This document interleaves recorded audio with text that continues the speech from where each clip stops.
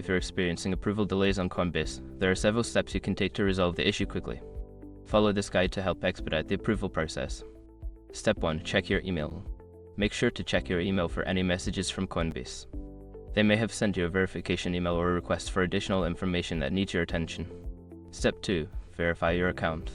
Ensure that your account is fully verified. Log into your Coinbase account and check if there are any pending verification steps. Completing these steps can help speed up the approval process. Step 3. Review transaction limits. Check if your transaction exceeds any limits set by Coinbase. If it does, you may need to lower the amount or wait until your limits are set to avoid delays. Step 4. Contact customer support. If the issue persists, reach out to Coinbase customer support. Provide them with specific details about your situation, including any error messages or delays you are experiencing. Step 5. Be patient. After taking the necessary steps, be patient. Approval processes can take time, especially during high traffic periods.